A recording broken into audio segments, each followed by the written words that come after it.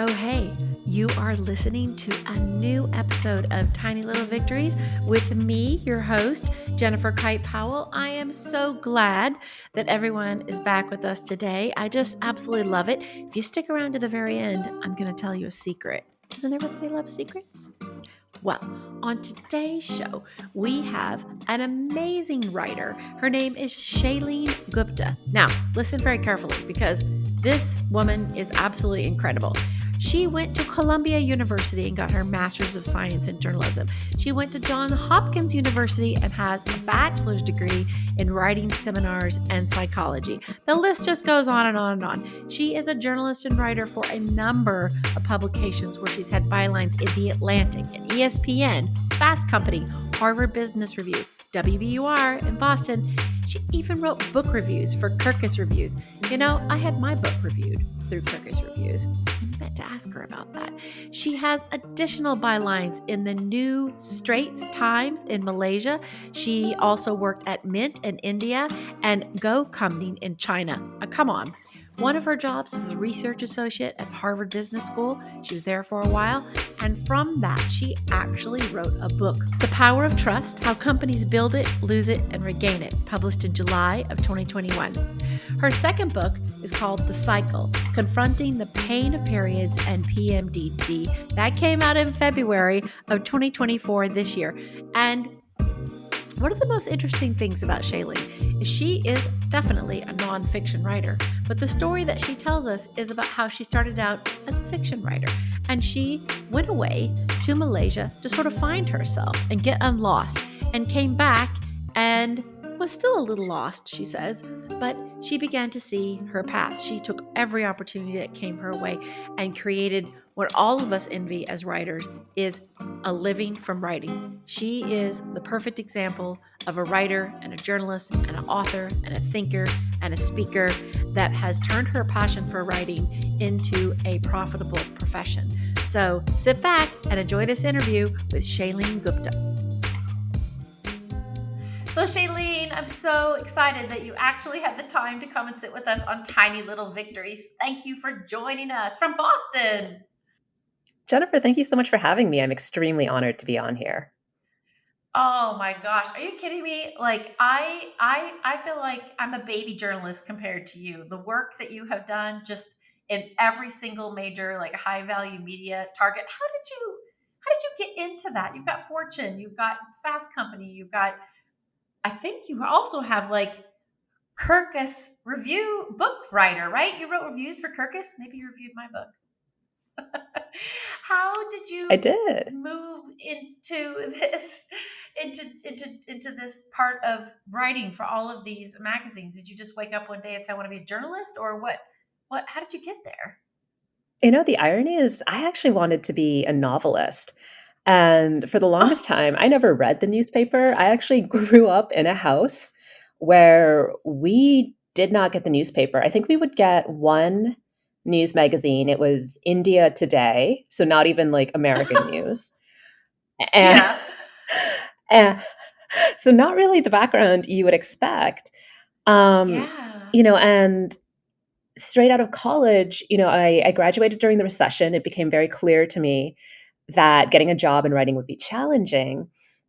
I was lucky enough that I did get a job, and after hours, I would go home and I would try to write fiction. I would send it out to literary magazines, and it Really? quickly became really like that my life was writing short stories after work. And it quickly became clear Uh-huh. to me that this was not a way to make a living. I think I made $50 in the 2 years that I was sending out stories.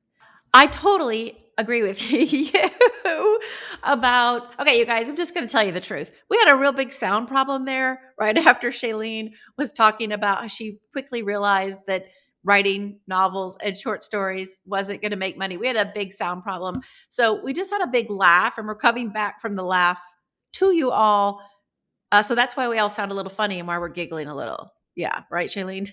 Absolutely. So yeah, I mean, like you made $50, but you did that still think, well, I'm still a great writer, so I'm just going to shift gears a little bit? Right, like, writing is utterly joyous, like, despite the rejection, like, that's the hour of the day that I live for. I think I'm just going to start with say, I love that you said hour of the day, because I feel the same way when I start to write. It's that feeling of that I know that I'm great at it, but also that feeling that you're creating something that other people will connect with. And so I love that you said that. And so after you realized that, what was your next plan?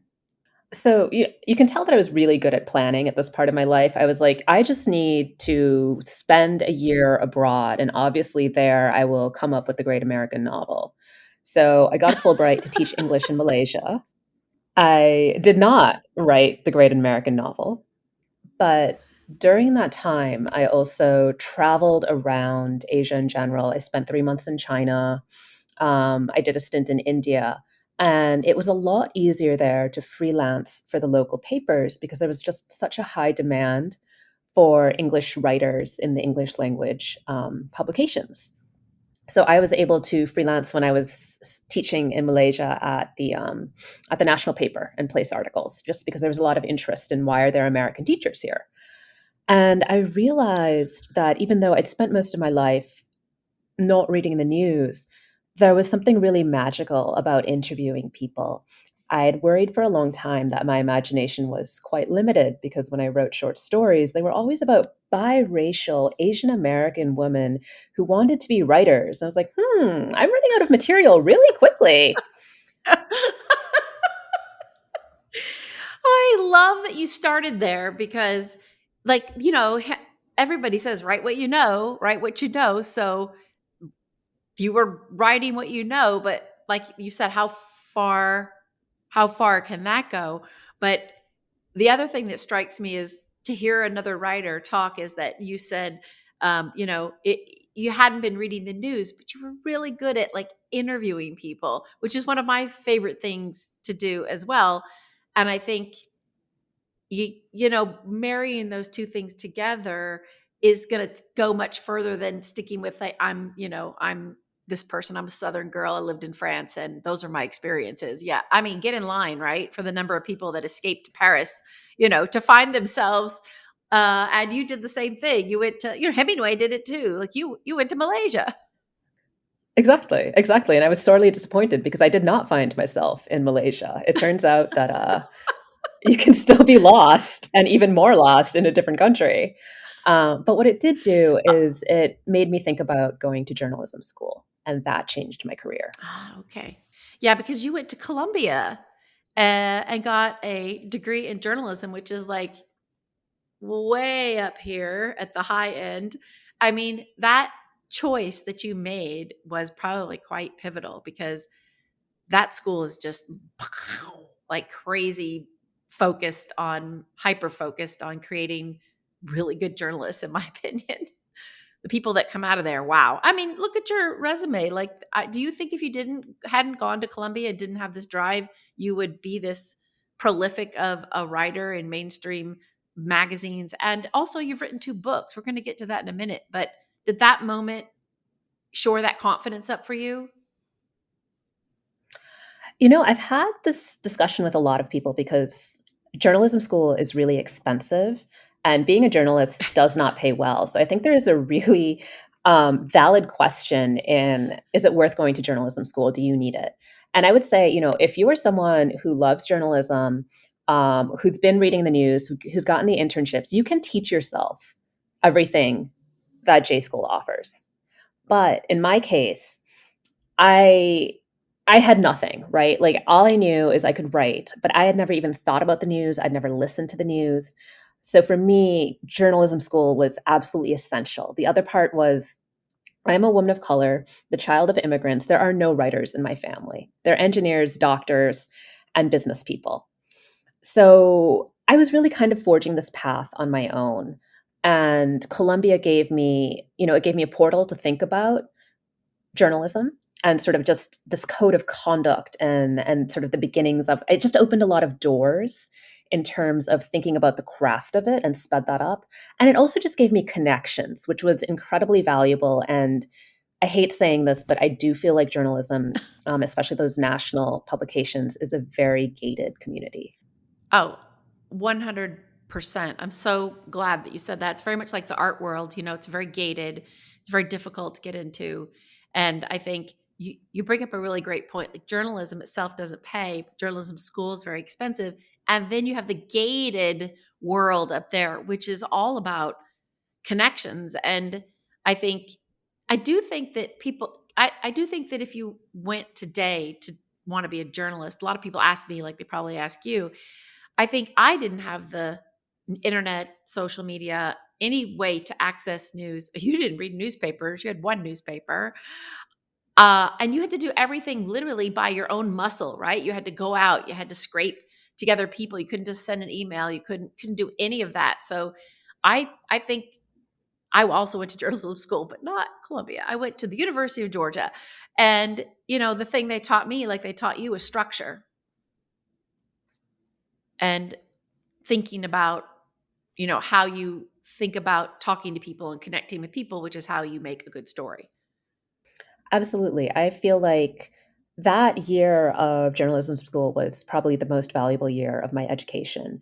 It's been over a Mm. decade since I've gone, but nearly every day I think about something that some professor said or some classmate said or a lesson that I learned. So we could talk all day about this, Jennifer, but I'm just going to say, like, I know we could, and honestly, we could. I'm such a fangirl of what you've been doing, and like we could talk all day. And I honestly don't know if people talk enough about journalism, right? You always get the negative side, no, the journalists and the media and blah blah blah. But like, think about the value that like I look at all the places that you've written and the people that you've talked to in that network. Look at this kind of shaping that you're doing through your stories to make people think. And I think we're in trouble right now with thinking. I think it's really easy to undervalue a free press and a skilled press until Yeah. you go somewhere where that doesn't necessarily exist. So I think it's very easy for many people to take for granted what we have here. And absolutely, I'm not going to say that the media landscape here is perfect and it's unbiased or there aren't Yeah. problems. There are absolutely problems. But there's just like having worked in different countries, when I was in China, I had some stories killed and they were really interesting stories, but they were seen as Mm. it was some of them were critical of the government, and it was just very clear I would not be allowed to publish. And I don't blame the owner. He had a publication that he needed to stay open, and he depended on being on good terms with the government to keep it open. Yeah. Yeah.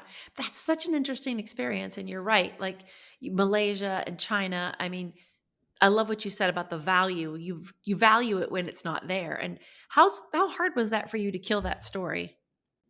I still think about that story. I mean, it was essentially about uh, how museum curators, the job of a museum curator was already like pre-selected, but technically the museum had to have open job applications. And so all these people who are really hoping, come from all over the country, invest money and go Mm. into this open interview, which, yeah, the candidate has already been selected. So the government doesn't want that story out. So, I mean, that's the thing. You're just telling a story about something that's happening, but that government, that's interesting that you still think about it. I find that interesting that it's still there for you in your head. It's always the ones that got away, right? Always the ones that got away. It's always the ones. I do want to ask you about your two books because I didn't know, I love that you said you don't want to be a novelist when you woke up and you went to find yourself and you were lost.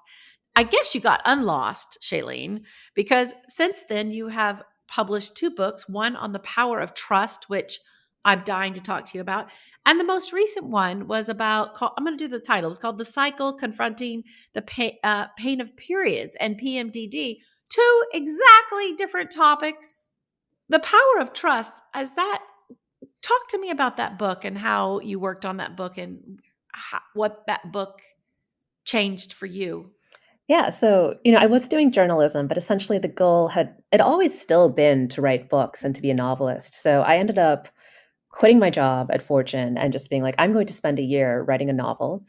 I lasted about 3 weeks before I was just like, I cannot deal with talking to imaginary people in my head. So I got myself a part-time job at Harvard Business School, and it was just really meant to prevent myself from going crazy. But essentially, it turned into the power of trust. My boss had this book she had been working on about layoffs, and I took a look at it, and there was so much cool material because it turns out companies that do a good job of doing layoffs, which is to say that they avoid layoffs completely and resort to Yeah. other solutions, are actually doing a really good job of earning trust in many different dimensions with many different stakeholders, from their employees to their investors. Like, there's some really brilliant humanistic thinking going on. And I was just like, this should be a book about trust. And I'm lucky my boss didn't fire me or say, how dare. You just Yeah. commented the book I've been working on for a while should be something Yeah. else. You basically just tanked my book. Yes. Yeah, yeah, she was I had no idea because she was so gracious about it, and then later she was like, "Shalene, that was ballsy," and it's like she didn't say the word ballsy, Oh I'm my saying that, God. but Yeah. Yeah. I like it. I mean, it was ballsy. I love it. I love that though, because that's again like stepping into yourself and you recognized that there was something there. It's something good there to tell a story about. Yeah. I mean, if you don't take these opportunities, Shailene, like you don't go. And I love that you said you were going to go crazy, and then you took a part time job, which I think writers should be around people. Like it's that experience. You get like input. You can imagine it. I probably need to do that, but this is why I do this podcast, so I don't go crazy in my isolated writer world. oh, I was going to say the paradox of being a writer is that you need to spend hours alone in a room, but at the same time, you need to observe the human condition. It is a very fine balance, and I love the opportunities that you take to put you into that position. So after The Power of Trust, then you finish this other book about period pain, which nobody ever talks about. So thank you for that. And how did that book come about? So while I was in the midst of writing the Power of Trust, I also got diagnosed with PMDD, which is premenstrual dysphoric disorder. And I had never heard of PMDD, but it had a really huge impact on my life. So for people who don't know, it's a form of severe PMS. About a third of people who have it have attempted suicide. 70% of the people who do have it attempt suicide on a regular basis. So it's really intense. It has a strong impact on people. That is, I had to look it up myself when I saw your book to figure out what it was. And I it doesn't surprise me that that much pain would affect a woman, that it would come to that a third, because I just don't think that the healthcare system cares about women's health and, PMS and this disease. What are we calling this? Is it a disease or a disorder or a condition? Oh god, you're asking the wrong person. You'd think I'd Yeah, know, but okay. I mean, essentially, like, a dis it's called a disorder, right? PMDD, premenstrual dysphoric disorder, Yeah. but Yeah. essentially, Yeah. there's a way in which the medical system does not pay attention to periods, and it does not pay attention to mental Yeah. health, and there's an interplay between women's mental health and hormones that it's known on the street. You get a group of women together and they'll be talking Yes. about hormones. We talk about it in a really Yeah. derogative and pejorative way.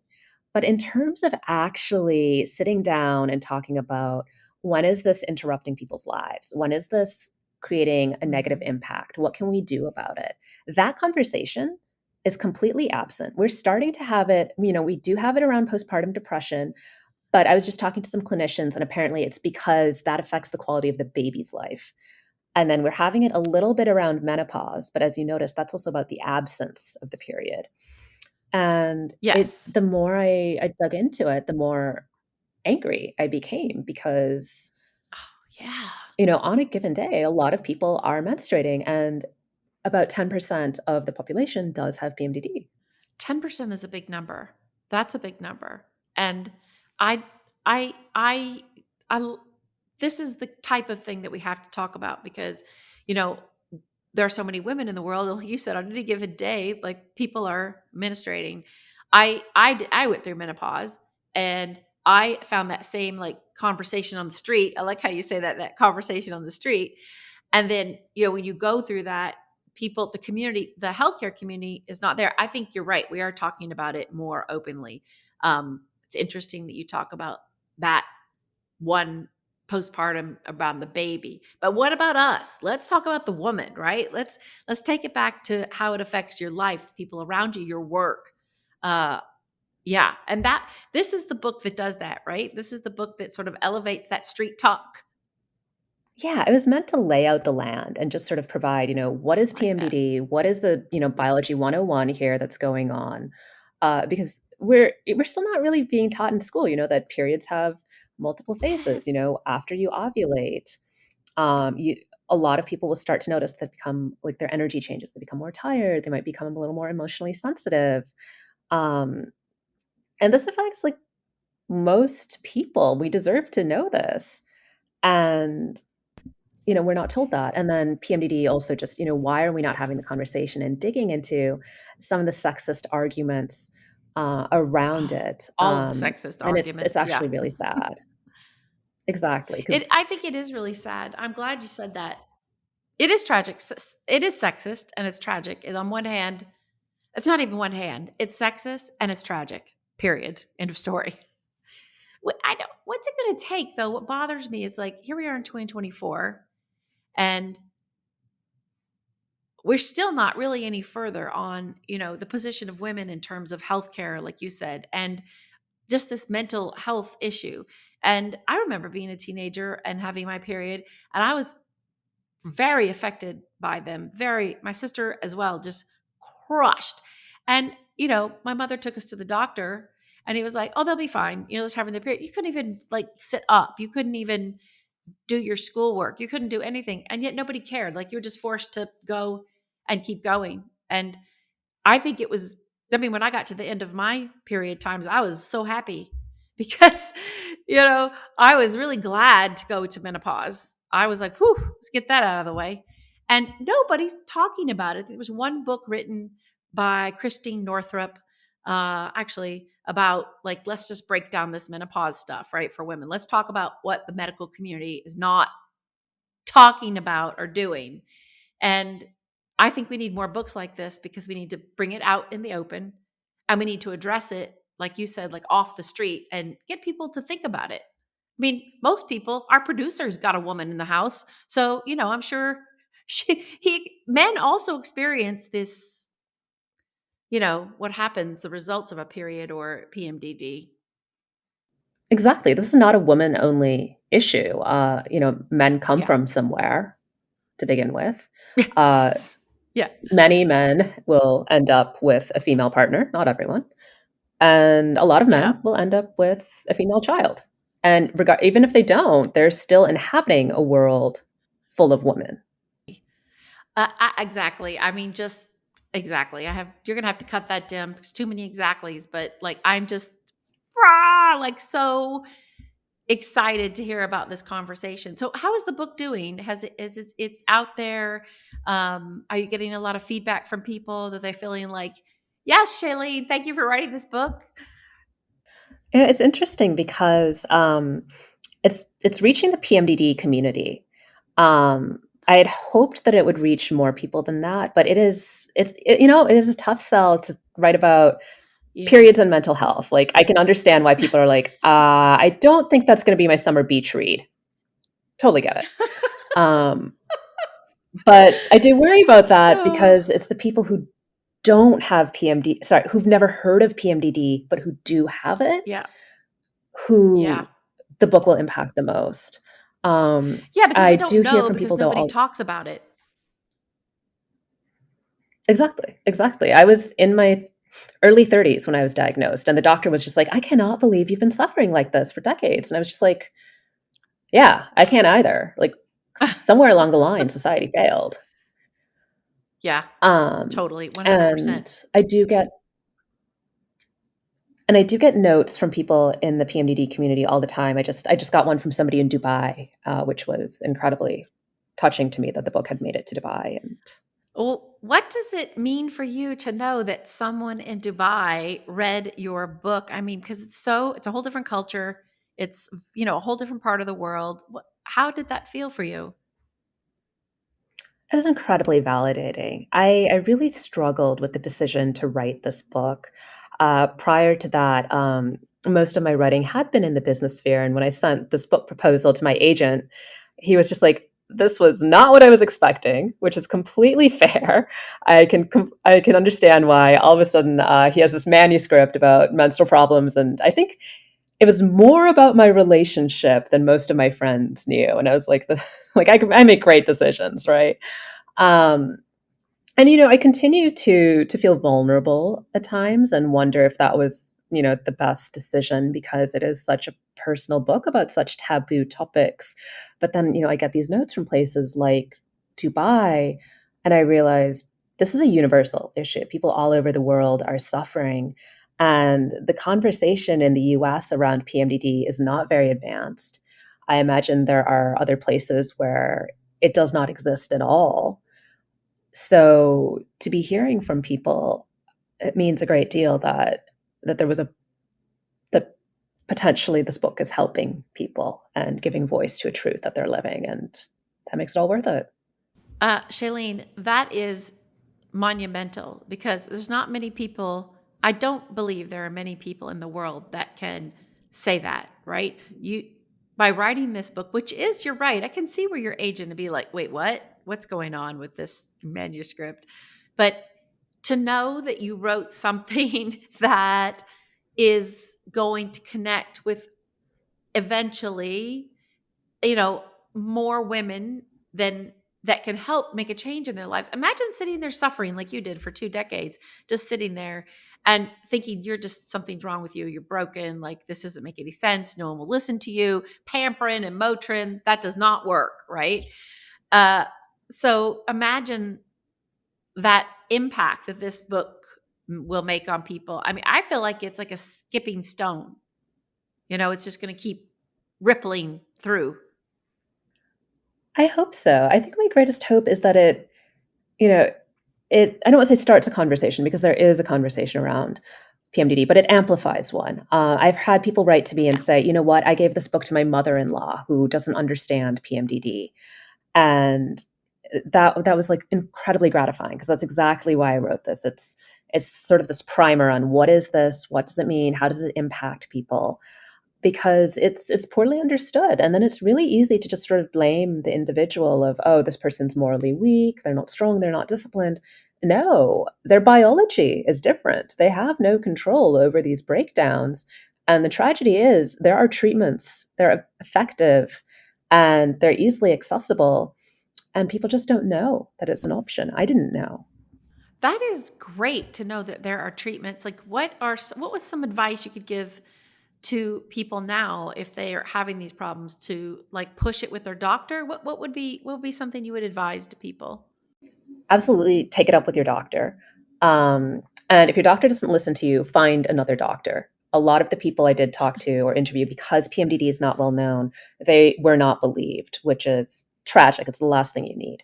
But there's a range of treatments. Sort of the first line is either antidepressants or birth control. Unfortunately, today we still don't know. We're starting to realize that there are different types of PMDD. So people respond differently. Some people respond really well to birth control, some Mm. people to certain types of birth control, but not others. I was one of them where some birth controls, it was like, yeah, this is much better. Other ones, it was like, oh God, it's worse. Also, antidepressants. Now, these don't work for everyone, but it's worth a shot. It's worth not feeling the way it makes you feel and what it does to your body. Looking at your whole body of work, I mean, I know you still have like also double this body of work to go. Looking forward, like, do you feel like you might get back to writing these novels that were what would you call these? Because you're a novelist, you've written 2 books, right?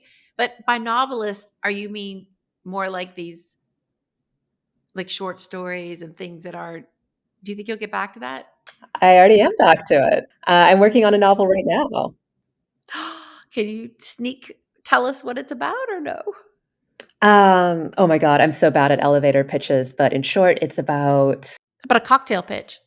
Okay, cocktail pitch. I like to think of it as Yeah. persuasion set in the Indian diaspora with hints of Zimbabwe and researching blood and mental illness. Okay, I'm into that book. That sounds very interesting. And I just want to point out, you probably know this because such a super journalist, writer, person, you've just come all the way back to what you said earlier in the very beginning, that like you've realized that, how much could you write about, you're being biracial and having this diversity in yourself. How far could that go? Back to that end, back to the circle. You've made a full circle. Oh, thank you, Jennifer. I really appreciate that. Yeah, fingers crossed. I admit I feel more comfortable in nonfiction, but we'll see what happens with the novel. Interesting. You feel more. I love it that you've come back though to your fiction like desires and passion, because I think we do make circles in our lives, right? We wake up one day, you had no newspapers, you're like, so you go to find yourself, so you go to Malaysia, and then you find all these experiences changing your brain up there, and then you find yourself probably where you are most comfortable, but there's always going to be something in the back of your head about, you know, that fiction, just because it was part of you when you woke up. Yep, I'm haunted by it. I have friends who are like, Shalene, like nonfiction's working for you. Just like do the strategic thing. And I would love to. I would love to be a strategic person, but you don't end up as a writer if you're strategic, let's be honest. Absolutely. And Hemingway, I keep coming back to him, but like, and even Twain, like they were working, they did a lot of, I call it commercial work, Shailene. Like, okay, that's your commercial work. They did a lot of that, they were in war. Hemingway was out, taking notes, writing newspaper stories, in Spain. Um, because that work, that passion, the thing that haunts them is not going to go away, but they needed that commercial work to. I think you can do both. I don't see why you can't do both. Oh my goodness, Jennifer, we could be here all day. I have such a rant about this. But I feel like I essentially feel like at least, I We was have a time creative. for a rant. Okay, I'm gonna go off. I was a creative writing major undergrad. And I remember I was graduating in the middle of the recession, and I asked one of my professors if I could skip class for a job interview. And she was like, "Oh, sure." And she was like, "So what are you looking at? Publishing?" And I was like, "I will take anything I can get." And she was like, "What?" And I was like, "There's a recession going on." And she seemed to have no idea. And there was just so little education about how you pay your bills or you make money. I think the idea was one person who went through a program like this told me his professor told him to just move home to his parents' basement and sit there for 2 years writing until he had a wonderful best-selling novel. I would still be in my parents' basement if I did that. So you have to make your way in the world. Most of us do. Yes, yes, and you're right. Nobody's telling you that. I mean, nobody tells you that, and you have to take opportunities. I interviewed a man last week, and he was saying that he tries to every job title he's ever had has all been every job he's ever had has always been about what he can do, not the title. Like, what kind of things can I do? I don't care about the title. How can I create a yes situation? He said, if I didn't take the path that I took, I wouldn't be, like you said, I'd be sitting in my parents' basement still writing. And even my own community, I don't know about your community, but even my own mother is like, can you get a real job? This is a job. It is absolutely a job. It's a career. And, I've Yeah. had this patchwork of things. Yeah. I have taken some really unglamorous writing jobs that have paid really well because I did my year, like I did my, oh, I'm going to like be a starving novelist for a year, which I did not last. And part of that was I did not like not having money come in and living off of my savings. Like I just realized Shalene is unhappy when she goes to the grocery store and starts having to look at like how much chocolate costs. That is a problem. Or how much with this bag of beans? How far would this bag of beans go? Right, exactly, and it's just like, you can't create like that when you're constantly like, "Oh my god, like, I need to produce something and then sell it," and taking Yeah. jobs was amazing. I took a job where I was writing up financial reports for different credit card systems, and is it sexy? Like, no, but you know what it did? Like, it paid my rent, it gave me the freedom to spend the rest of the day working on novels. I still haven't sold a novel, but it put saving like it gave me some savings for retirement. It gave me peace of mind that I can spend investing on my passion project so that I don't have to worry, oh my God, am I going to be on the street if I can't sell this novel? We're going to take this and make this the clip because this is, you just spoke to the heart of, I'm sure, what a lot of writers are sitting there feeling. I also, for me, had to break down I call it my creative work, and that feels like I'm belittling it versus my commercial work. It's not the creative work, it's my work. And I also take commercial jobs that pay really well, still writing, because you don't get paid. I don't, I'll just say it. Forbes isn't listening to this, but they definitely don't pay enough to buy the dog food, for a month. Uh, but I love it. I love it. But my heart, where you said my heart is here, but I think that you're brilliant. And I think balancing these two things is just strategically smart. When people say, just why don't you just say that you're successful being this nonfiction writer, that's okay. Yeah, you're successful there, but it's the whole. It's not, when you're a writer, it's not just that. I love that, Jennifer. And I feel like writers are not told that often because, I feel like there is this hierarchy in the creative Yes. world. And what I was told growing up is writers don't get paid. And I think I internalized that. And what I didn't realize is there are writing jobs out there that pay, and they will actually pay well, because it turns out, if you work hard, if you turn in things on time, and you can structure something, which most people cannot do. Oh, and if you're not an asshole, people want to work with you. And there's a shortage of competent people out there. So there are the writing jobs, but you know what? They may not be the glamorous, like, cover story on the print magazine, or interviewing a celebrity, or Yeah. that, that novel that everyone's reading that wins, like, the Man Booker Prize. Or even if you do write that, the money might not be that great. I was shocked to sort of learn the difference between speaking fees for famous fiction writers versus, someone with a nonfiction platform in business. And why not figure out a balance so that you can live your life and not have to worry about making Yes. rent? Because how can you create good art or good work if you're constantly worried about staying alive? You are speaking to me like I thought I was alone in this. Like, this is why it's so great to talk to people, because you can't create if you're worried about money. And then when the commercial work comes in, and like you said, I'm going to Whole Foods today. I'm not even going to worry about it. And then you come home and you feel that beautiful, like almost like buzzy, like you're on a high in a way when you're creating and having the words flow. You're not caring about anything around you. I agree with you. There are great publications out there that do pay jobs that pay very well. And you're right. The feedback I get from one publication with a university is that you're the only one that does stuff on time. You're very structured. You are fast. You turn stuff around. You take criticism very easily and you fix it. And that's why she keeps coming back. She comes back every quarter. She also was a journalist and got hired to run this magazine. And she said, she told the guy, she says, I want a budget for real writers, So she gets it. And it's great working with her. Sometimes their timelines are short. Sometimes they're long. Sometimes they come in the last minute. Can you interview this dean? Can you interview this professor? I'm like, sure, no problem. And I feel great about that. I also don't mind the non-glamorous writing. I'm doing that right now. I don't mind it. Like, it pays really well. And I'm still a writer. And honestly, I love writing, and I've worked a bunch of different jobs before I became a writer. So Yeah. it's just made it so clear to me, like, oh, I could be doing something else that's not writing. I'd rather have this unglamorous job and, set my own hours, be able to work from home.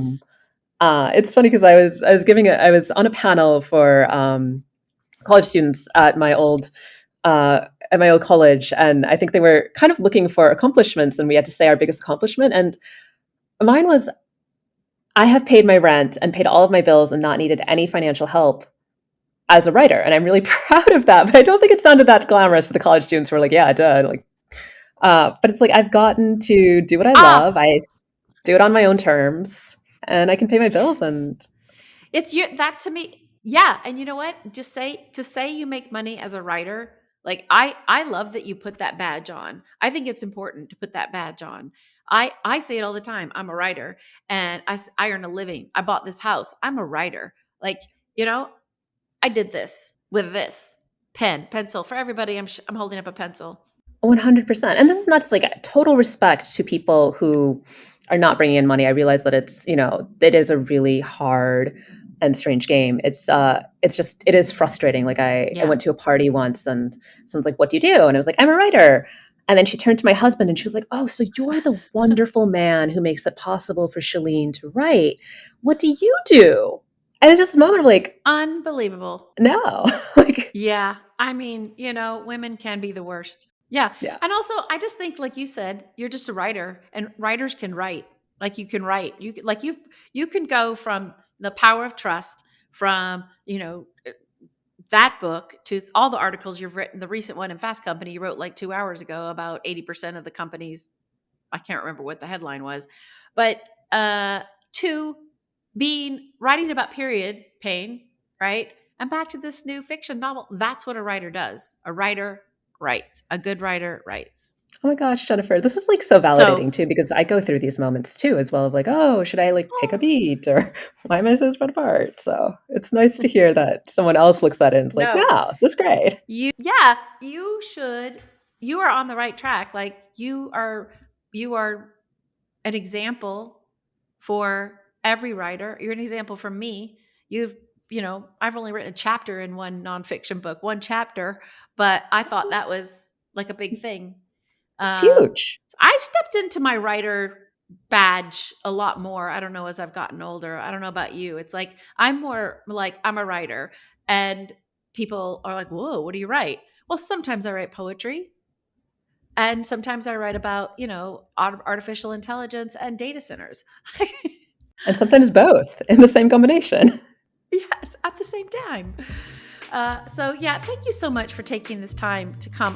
The next time I come to Boston, I would love to meet you and spend more time with you. I'm just so grateful for you sharing all of this. And we're going to put all of the notes in everything we've talked about into the show notes. So everybody listening to this can go buy both of her books if you want to talk about trust. And then you really want to either give this book about the pain of periods.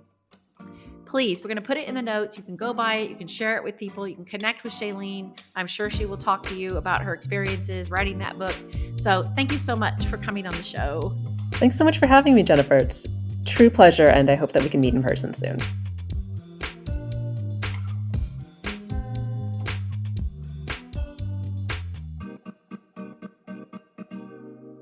I hope you enjoyed that episode with Shalene Gupta here on Tiny Little Victories. I think one of the things that I love about being able to tell people's stories is they are so spectacular. People start one place and you end up in a whole different universe. And I find that magical because that is life.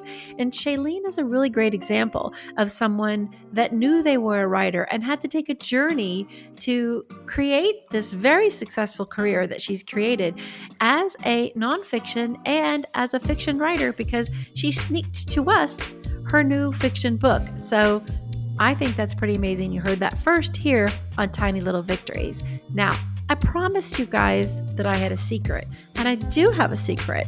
And so if you listened all the way to the end, you get to know the secret, which is we have merch. Yeah, finally, merch. You're going to get some Tiny Little Victories t-shirts for your fall wardrobe. Summer's over. Forget about summer. So we're going to put these in the show notes where you can order some merch, Tiny Little Victories products, which I think you'll like. That's my secret. So we will see you in 2 weeks on Tiny Little Victories. Oh yeah, actually, don't forget to rate, follow, and share, because I read all of your comments and absolutely love them. Right now, we have a 5-star rating. Oh, blah, blah, blah. Forget that. Cut that, Dim. We're going to cut that. We're just going to cut that stuff. See you next week on Tiny Little Victories. That's good enough. Bye.